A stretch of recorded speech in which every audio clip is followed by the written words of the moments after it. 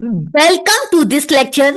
आज हम इस लेक्चर में जानेंगे कमला मर्कंडे के द्वारा लिखित नेक्टर इन ए सीव की मेजर थीम्स को, कि इसके अंतर्गत कौन कौन से मुख्य विषय शामिल किए गए हैं। Nectar in a sieve is a powerful social novel. एक बहुत ही शक्तिशाली सामाजिक उपन्यास है that presents the harsh realities of rural life in India। यह नोवेल भारत में जो ग्रामीण जीवन है उसकी सख्त जो वास्तविकता है, जो कठिन वास्तविकता है, उसको व्यक्त करता है। Through the life of Rukmani and her life, the novel explores deep themes such as poverty, survival, industrialization, family bonds, women's strength and hope। Rukmani और उसके पारिवारिक जीवन के आधार पर यह उपन्यास गहन विषयों को व्यक्त करता है, जैसे कि गरीबी, सर्वाइवल, किस तरीके से लोग जिंदा रहते हैं, सर्वाइव करते हैं, इंडस्ट्रियलाइजेशन, औद्योगिकरण, फैमिली बॉन्ड्स, पारिवारिक बंधन, वीमेन स्ट्रेंथ, स्त्रियों की शक्ति, एंड होप, और उम्मीद, आशा। These themes are closely connected and reflect the social and economic struggles of common people।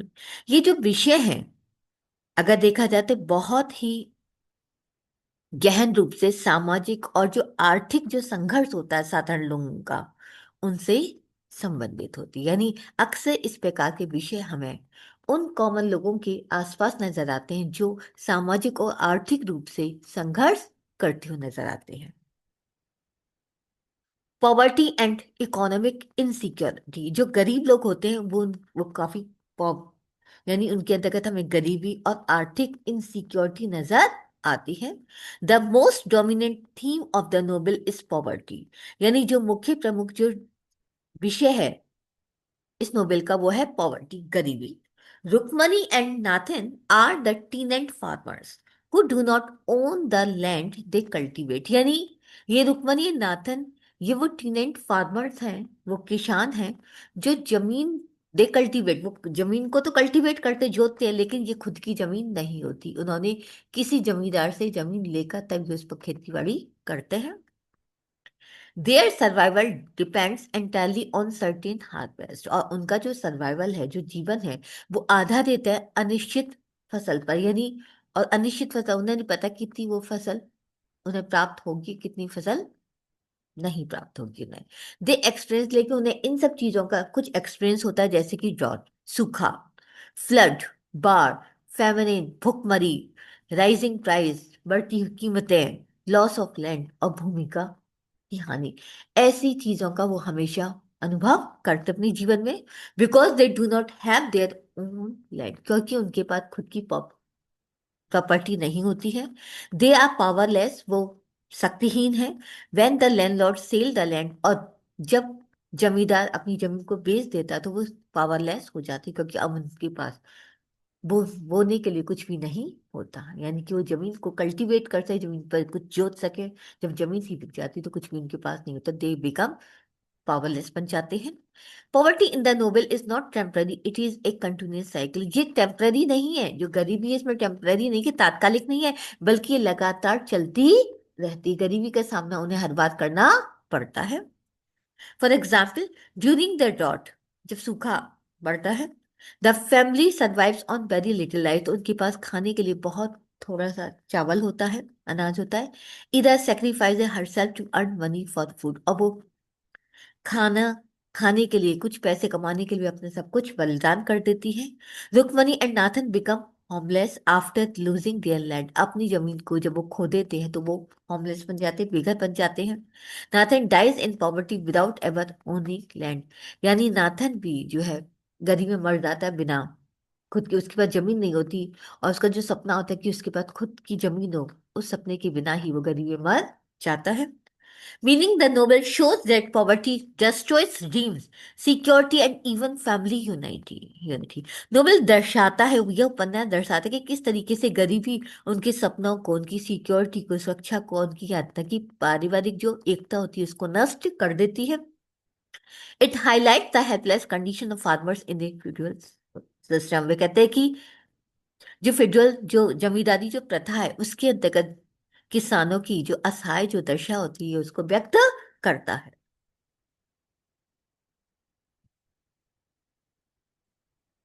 Man versus nature, अब देखते कि मनुष्य और प्रकृति किस तरीके से भूमिका वहां पर निभाते हैं। Another important theme is the struggle between human and nature. दूसरी जो महत्वपूर्ण जो विषय है इस नोवेल का वो है संघर्ष मानव और प्रकृति के बीच में। Farmers depend completely on rainfall and climate. किसान जो होता है वो पूरी तरीके से बारिश वर्षा और जलवायु के ऊपर आधारित होता है। वह नेचर इज काइंड, जब प्रकृति दयालु होती है यानी जब बारिश वर्षा होती है, there is food and happiness, तो लोगों को खाना और खुशियां प्राप्त होती हैं। वह नेचर इज हार्श, और जब प्रकृति उनसे रूठ जाती है यानी जब वहां प्रकृति में के द्वारा बारिश नहीं होती, there is hunger and suffering, तो वहां पर भुखमरी और परेशानियां क्रिएट होती हैं। For example a good harvest brings temporary joy and happy, कि एक अच्छी जो फसल होती है वह तात्कालिक खुशियां और उम्मीदें आशा लेकर के आती है। However drought soon destroys crops and leads to starvation, यद्यपि जो सूखा है वो वहां वो बर्बाद कर देता है उसकी फसल को भी, और भुखमरी लेकर के आता है। Floods also damage there fields, और यहाँ तक कि जो बाढ़ जब आती है तो उनके खेतों को भी नष्ट कर देती है।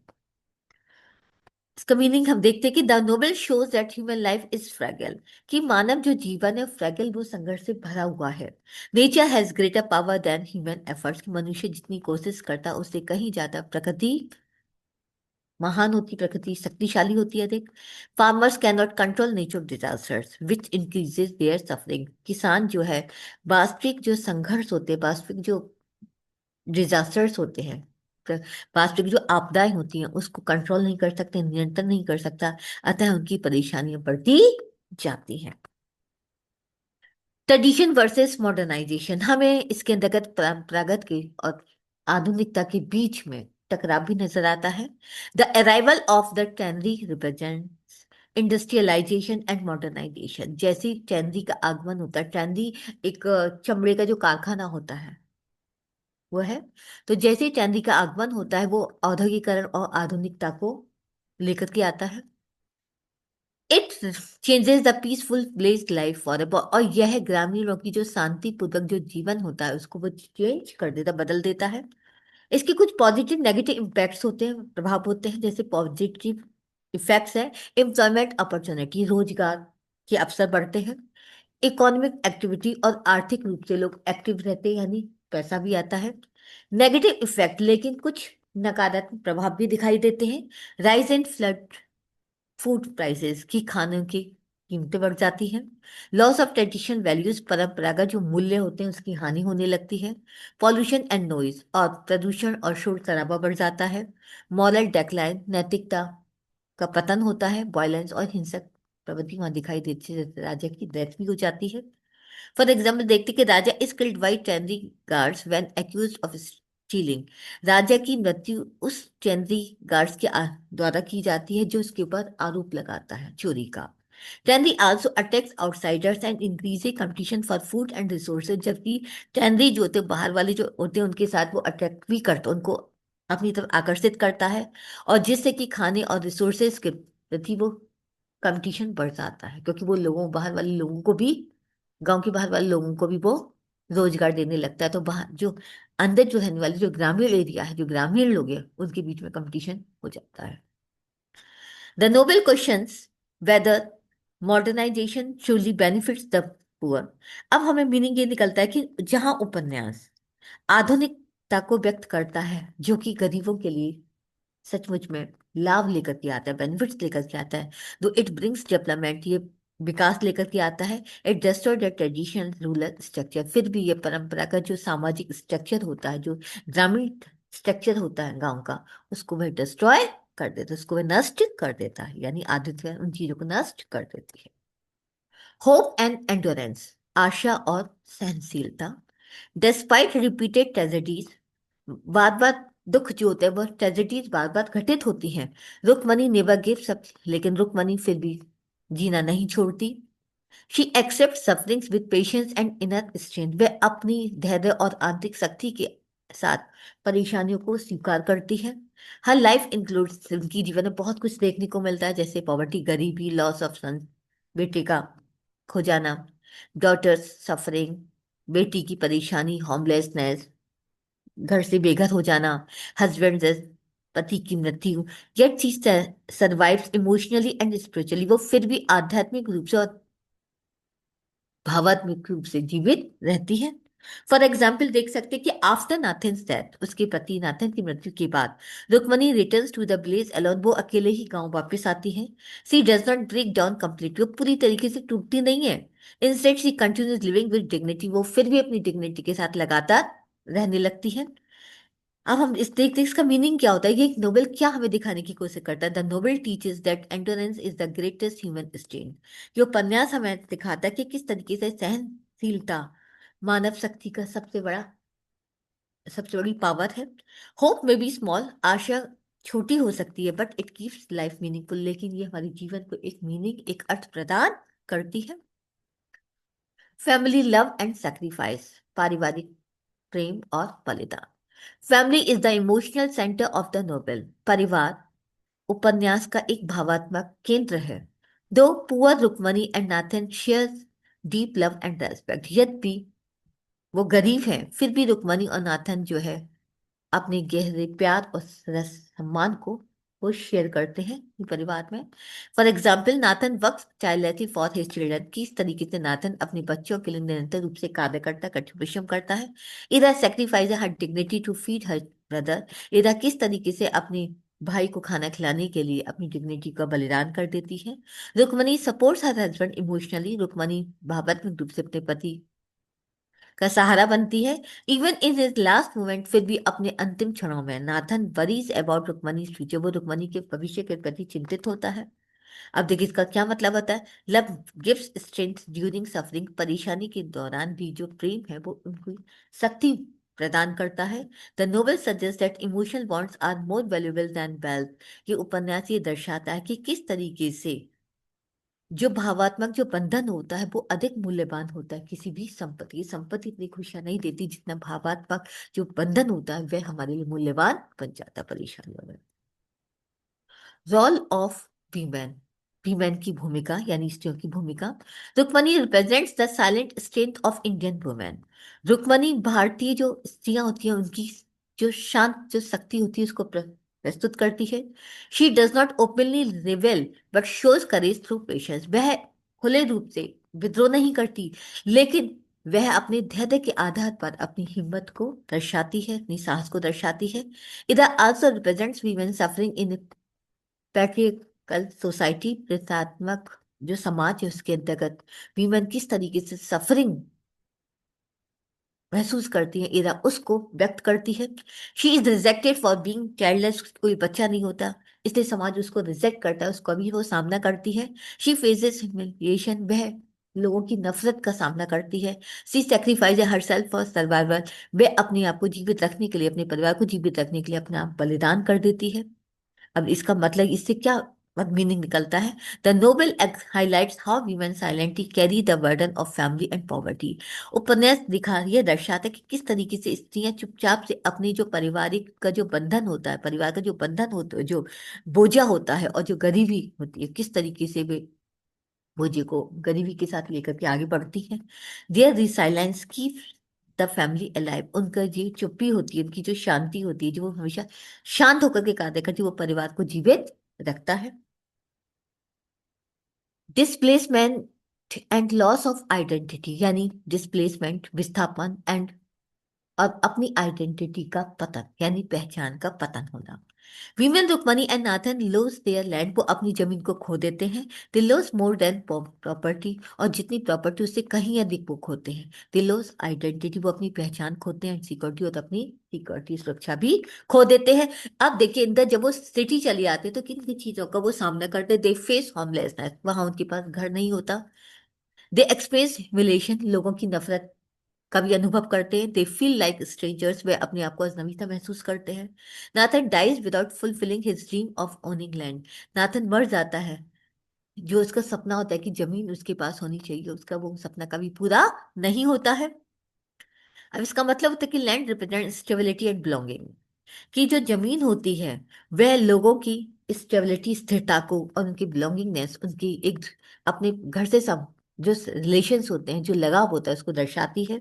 Losing it meanings lose one suit, और इसके खो जाने का मतलब जब जमीन उनके पास नहीं थी, इसका मतलब होता है उनकी जड़ें खो जाना।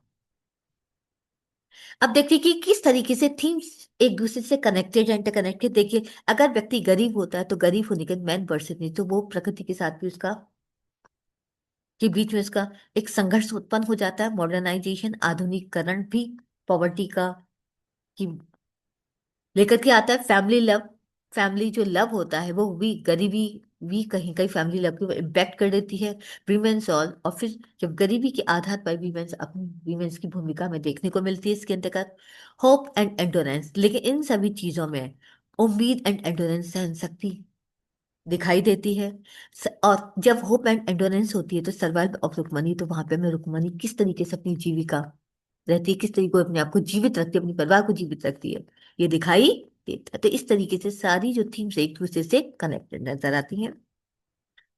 थीमेटिक मैसेज, अब इसमें एक कहीं ना कहीं हमें मैसेज नजर आता है पूर्ण रूप से। तो Rukmani's life the novel delivers a powerful message, Rukmani के जीवन के आधार पर जो उपन्यास है वो एक शक्तिशाली संदेश हमें देता है। Life is full of suffering, जीवन परेशानियों से भरा हुआ है। हैप्पीनेस इज टेम्पररी, खुशियां तात्कालिक होती हैं। चेंज इज अनअवॉइडेबल, परिवर्तन को आप कभी भी रोक नहीं सकते हैं। Inner strength is the key to survive, और जो आंतरिक शक्ति होती है वही आपको जीवित रहने की एक चाबी होती है। The themes are realistic and universal, जो विषय है वो वास्तविक है और सार्वजनिक है। Even today many people around the world face poverty, displacement, social change. आज भी हम देखते हैं बहुत सारे लोग हैं जिनके चारों तरफ एक ऐसा संसार का वो सामना करते हैं जो गरीबी से, विस्थापन से, यानी जहाँ लोग अपनी जगह को छोड़कर चले जाते हैं, सामाजिक परिवर्तन से भरा हुआ है, और ऐसे संसार का लोग सामना आज भी करते हैं। अब देखिए कंक्लूजन क्या है। The themes of poverty, nature, modernisation, hope, family love, women's strength and displacement make nectar in a sieve a deeply emotional and socially relevant novel.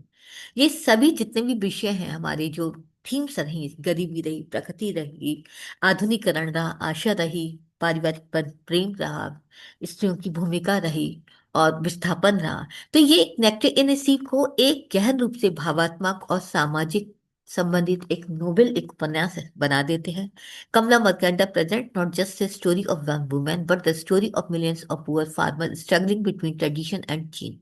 कमला मर्केंडा तो केवल एक स्त्री की कहानी को व्यक्त नहीं करती हैं, बल्कि उन्होंने ऐसे लाखों लोग, ऐसे लाखों गरीब किसानों की लाइफ, जीवन की कहानी को व्यक्त किया है, जो परंपरा और परिवर्तन के बीच में संघर्ष करते हैं। The novel ultimately suggests that the wild life may be harsh and uncertain, human endurance and hope give it meaning। कि उपन्यास ही अल्टीमेटली विस्तृत रूप से दिखाता है कि जीवन कठिन हो सकता है, हार्श हो सकता है, अनसर्टेन, अनिश्चित हो सकता है, लेकिन मनुष्य की जो एंडोरेंस होती है, जो सहन शक्ति होती है, जो आशा होती है, वो इसको कोई ना कोई एक मीनिंग देती है।